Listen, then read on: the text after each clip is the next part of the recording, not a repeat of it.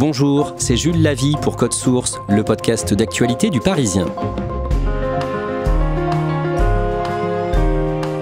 Une campagne express de moins de 20 jours avant les législatives anticipées des 30 et 7 juillet. 4 partis de gauche, LFI, le PS, Europe Écologie Les Verts et le Parti communiste, se sont mis d'accord tard le soir du lundi 10 juin sur un principe. Ils vont présenter des candidatures uniques à gauche dans chaque circonscription dès le premier tour.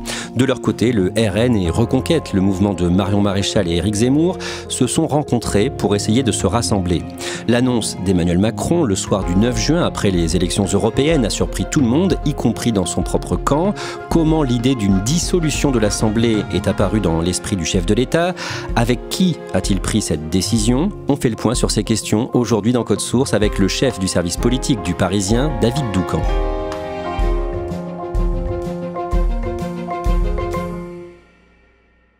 Le lundi 10 juin, au lendemain de l'annonce surprise du chef de l'État, l'ex-présidente de l'Assemblée nationale, la macroniste Yaël Braun-Pivet, qui a donc perdu son poste la veille, ne cache pas qu'elle ne comprend pas cette décision. David Doucan, elle dit ça à la télé, dans la matinale de France 2. Elle pense qu'un autre chemin aurait pu exister au lendemain de ces européennes, à savoir celui d'une coalition de gouvernement. Il y avait un autre chemin qui était le chemin d'une coalition, d'un pacte de gouvernement. Le président de la République a estimé en conscience que ce chemin n'existait pas. C'est pas la première fois qu'elle ose dire un désaccord. De toute façon, elle n'est pas, vis-à-vis d'Emmanuel Macron, dans une logique d'affidé. Ce poste de président de l'Assemblée nationale, elle est allée le chercher sans le consentement d'Emmanuel Macron, qui à l'époque aurait préféré que Roland Lescure, actuel ministre de l'Industrie, occupe le perchoir. Et donc elle y est allée contre l'avis du président de la République et de son puissant secrétaire général Alexis Kohler. Donc Yaël Braun-Pivet, en réalité, ça fait déjà pas mal de temps qu'elle est dans une relation, je dirais, d'autonomie vis-à-vis de l'Élysée. Toujours dans la matinée, BFM TV affirme que Gabriel Attal a essayé de dissuader Emmanuel Macron, une information démentie ensuite par l'Élysée. En tout cas, il est certain que le chef du gouvernement n'était pas favorable à ce scénario. David Doucan, est-ce qu'on sait précisément qui s'est opposé à la dissolution au plus haut niveau de la Macronie ? En tout cas, ce qu'on sait, c'est que cette décision, elle a pris tout le monde par surprise. Et que parmi les poids lourds du gouvernement, ils sont quelques-uns à l'avoir découverte dimanche vers 19h.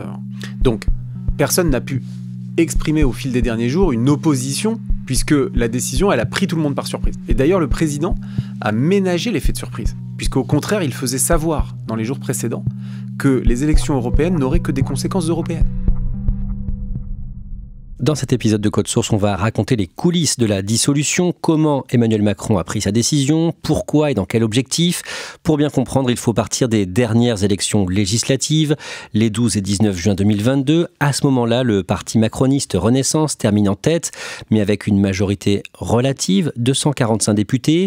Le Rassemblement national de Marine Le Pen décroche près de 90 sièges de députés, 131 pour la NUP, l'Alliance de la gauche. David Doucan, à partir de là, Emmanuel Macron n'a pas de majorité pour gouverner. Comment est-ce qu'il fait? Alors, il a opté pour une stratégie de la majorité de projet. C'est comme ça que ça avait été nommé. C'est-à-dire, pour chaque loi, chaque texte, on va aller chercher une majorité. Un jour avec LR, un autre avec peut-être les socialistes ou les écologistes. Ça a pu fonctionner sur des textes parfois un peu techniques, sans grande envergure politique, ou en tout cas certainement pas controversés ou polémiques.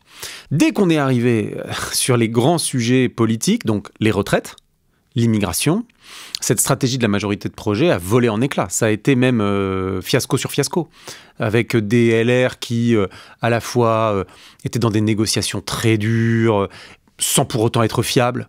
Des accords étaient passés, mais ensuite n'étaient pas respectés. Des textes étaient vidés de leur sens, devenaient incompréhensibles pour les gens. Il a, au fond, fait le constat que ça ne fonctionnait pas. Cette période est aussi marquée par l'utilisation du 49.3 à plusieurs reprises, l'article 49 alinéa 3 de la Constitution, qui permet de faire adopter un texte sans vote. Le 49.3, il est utilisé sur le budget et sur les retraites. Alors, on a l'impression que c'est à répétition, parce que quand on vote un budget, en fait, on vote de nombreuses parties du budget, donc il faut ressortir le 49.3 à chaque fois, mais enfin, c'en est qu'un seul, en fait. C'est un seul 49.3, celui qu'on utilise assez logiquement en situation de majorité relative sur le budget.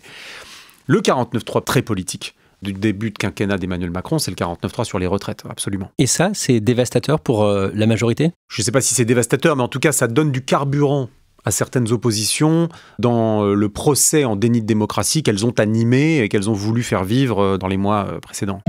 On en vient à la campagne pour les Européennes 2024, campagne qu'on a résumée dans le précédent épisode de Code Source. En janvier et en mars, Emmanuel Macron tarde à désigner le ou la tête de liste pour le scrutin. Longtemps pressenti, Stéphane Séjourné a été nommé au gouvernement le 11 janvier, ministre des Affaires étrangères dans le gouvernement de Gabriel Attal.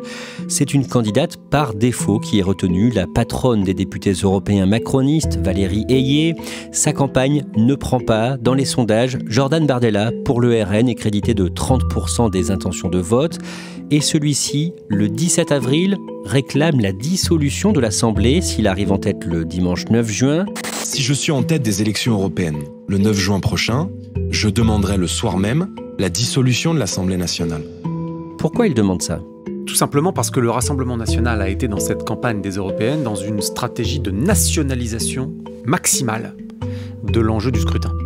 Et donc si vous considérez que ce scrutin est une occasion de dire votre mécontentement à Emmanuel Macron, il est naturellement logique de demander à ce que le président de la République dissolve l'Assemblée nationale s'il devait subir une déroute ou une défaite dure. Donc il le pense quand il le demande. En revanche, ils n'ont jamais cru qu'Emmanuel Macron le ferait. Dans les semaines qui suivent, l'idée d'une coalition entre les macronistes et les républicains est souvent évoquée. Oui, parce que ils sont quelques-uns parmi les gens qu'Emmanuel Macron aime écouter ou avec qui il aime échanger et discuter de stratégie politique. Ils sont quelques-uns à le lui suggérer et à lui dire, voilà, après les élections européennes, en fonction des résultats, on ne peut plus rester dans ce système qui ne fonctionne pas. L'Assemblée nationale est au fond paralysée. Donc ils font faire une coalition avec ceux de chez LR qui seraient volontaires. Une coalition, ça veut dire qu'au sein de l'Assemblée nationale, vous passez un accord de gouvernement. Ça veut dire que les députés s'engagent à être solidaires de l'action du gouvernement. En priorité, voter le budget. Et en contrepartie de cela, votre famille politique gouverne. Ça veut dire qu'ils ont des ministères.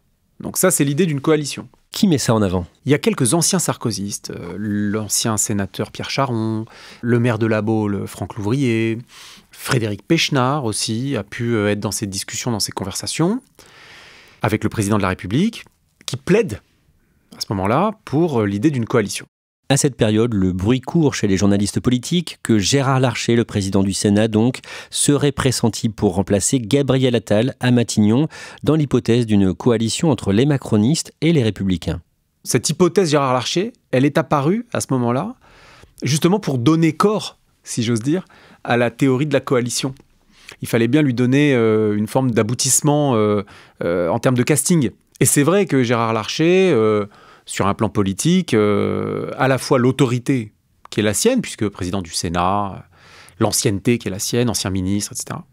Et à la fois, il est connu pour être adepte des compromis, un responsable politique raisonnable, et donc c'est vrai que sa personnalité collait, entre guillemets, à cette théorie de la coalition. Le 29 mai, le sénateur LR, Bruno Retailleau, le président du groupe LR au Sénat, est sur BFM TV. Il estime que l'hypothèse d'un Gérard Larcher à Matignon n'est pas crédible, en résumé. Et selon lui, le seul scénario possible en cas de lourde défaite des macronistes aux européennes, eh bien c'est la dissolution. Quand la démocratie, elle est bloquée, c'est pas les jeux de couloir, les arrangements de couloir qui permettent de débloquer justement le problème. C'est au contraire l'isoloir, c'est-à-dire la dissolution. David Doucan, les semaines passent et les sondages, notamment ceux réalisés par l'Institut Ipsos pour le Parisien, prédisent un revers du camp macroniste de la liste de Valérie Ayé. Alors les sondages disent tous la même chose, c'est-à-dire une liste de la majorité présidentielle qui, au mieux, se tasse et au pire, baisse de manière continue, jour après jour, pendant toute la campagne. David Doucan, à ce moment-là, donc en avril et en mai, l'entourage d'Emmanuel Macron semble relativiser cette défaite électorale à venir. Oui, exactement. C'est-à-dire que l'entourage nous raconte qu'il n'y aura pas de jour d'après, il n'y aura qu'un lendemain. Je me souviens de cette formule d'un des conseillers les plus proches du président de la République. Le président lui-même l'a dit dans des propos même publics, que les élections européennes ne doivent avoir que des conséquences européennes. On en vient au jour du scrutin, le dimanche 9 juin. À Paris, dans la salle de la Mutualité, l'entourage de la macroniste Valérie Ayé se réunit avant les résultats. Ils se réunissent vers 18h à la Mutualité, mais sauf que ils n'ont rien à se dire les uns aux autres, puisque en fait, les éléments de langage, ils découleront des décisions qui sont en train d'être annoncées aux responsables les plus importants du gouvernement par Emmanuel Macron à l'Élysée. Oui, parce que pendant ce temps, à partir de 19h15, Emmanuel Macron réunit à l'Élysée ses plus proches conseillers et quelques ministres clés. Oui, alors il y a Bruno Le Maire, il y a Gérald Darmanin, il y a Sébastien Lecornu, il y a Rachida Dati, il y a Stéphane Séjourné et bien sûr Gabriel Attal. Et quelques conseillers effectivement du président de la République. Il lui arrive parfois de réunir comme ça des hauts responsables de sa majorité pour leur demander leur avis, prendre la température, qu'en pensez-vous, etc. Là, c'est pas ça. Il les réunit et il fait une présentation qui, au fond, nous a-t-on raconté, a ressemblé à son allocution solennelle télévisée. Donc c'était comme une répétition. Il leur dit, voilà pourquoi je vais dissoudre l'Assemblée nationale. Et ça s'arrête comme ça, hein. Il n'y a pas tellement de débat qui est ouvert et personne ne réagit ni ne moufte, selon ce que l'on nous raconte. Est-ce qu'on sait comment Emmanuel Macron envisage ce scrutin à venir, comme une troisième présidentielle ? Non, Emmanuel Macron, il envisage ce scrutin à venir comme un appel à la responsabilité des Français. Il espère que le score du Rassemblement national aux européennes aura entraîné un tel choc auprès de toute une partie de nos concitoyens que ces derniers seront dans une logique de sécurisation du pays. C'est son pari. C'est son pari. Il n'est absolument pas sûr qu'il soit gagné à la fin. Pour être clair, l'idée pour lui, c'est de faire gagner son camp à ces législatives ? Oui, le chemin n'est pas évident, mais l'objectif, c'est celui-ci. Et pourquoi est-ce que dans l'esprit d'Emmanuel Macron, c'est pas impossible ? Parce qu'en 2022, la gauche était unie aux législatives. Donc ça a eu pour conséquence que la gauche s'est qualifiée au second tour dans de nombreux endroits. Là, il pense que la gauche ne parviendra pas à se réunir. Tellement les fractures ont été profondes dans la campagne des européennes, mais aussi avant, et que donc il y aura plusieurs candidats de gauche dans les circonscriptions. Dans ce cas de figure-là, la gauche peut tout à fait être éliminée du premier tour. Et deuxième point, si vous avez le 30 juin très peu de triangulaires, donc que des duels, eh bien, le 7 juillet, on se retrouverait dans cette configuration que nous connaissons que trop bien en France, celle du barrage au Rassemblement national. Alors, là, on pourrait dire au président de la République, bah oui, mais le barrage, il tient plus très bien, il est bien fissuré quand même depuis quelques années. Eh bien, c'est là où Emmanuel Macron, lui, fait le pari que le score de Jordan Bardella aux européennes aura eu un effet d'électrochoc sur toute une partie de l'électorat. Donc, vous voyez, ça commence à faire beaucoup de paris.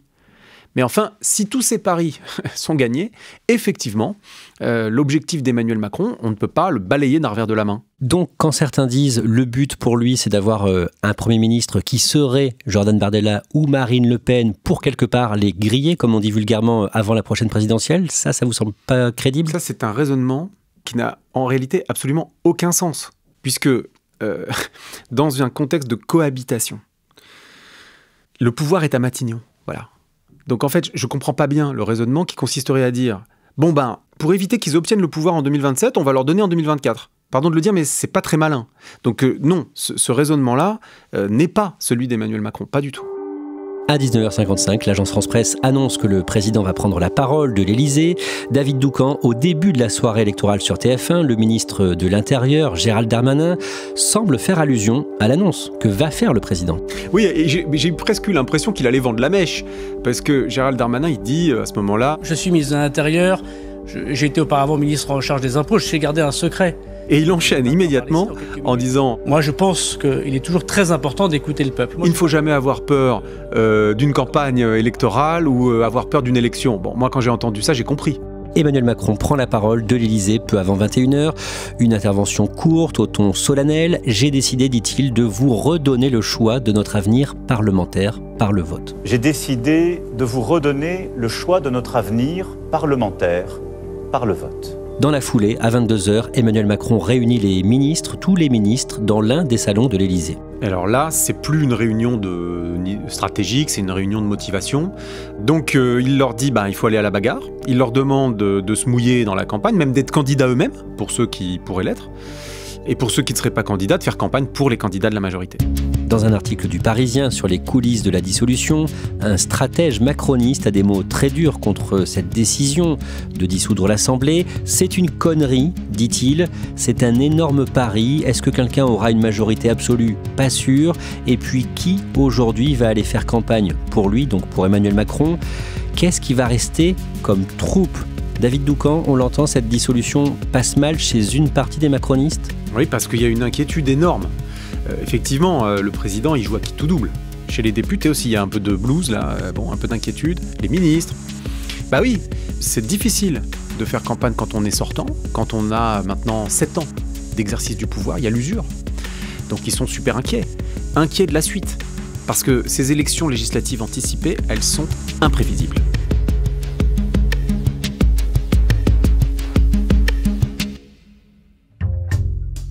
Merci David Doucan pour suivre l'actualité de ces élections législatives anticipées, les alliances à gauche comme à droite. Rendez-vous sur leparisien.fr. Code Source est le podcast quotidien d'actualité du Parisien. Cet épisode a été produit par Thibault Lambert, Clara Garnier-Amouroux et Clémence Ruiz. Réalisation Julien Moncouquiol. N'oubliez pas les 2 autres podcasts du Parisien, Le Sacre jusqu'aux Jeux Olympiques de Paris 2024. Chaque mercredi, les confidences de médaillés d'or olympiques ou paralympiques. Et puis Crime Story, chaque samedi, une grande affaire criminelle.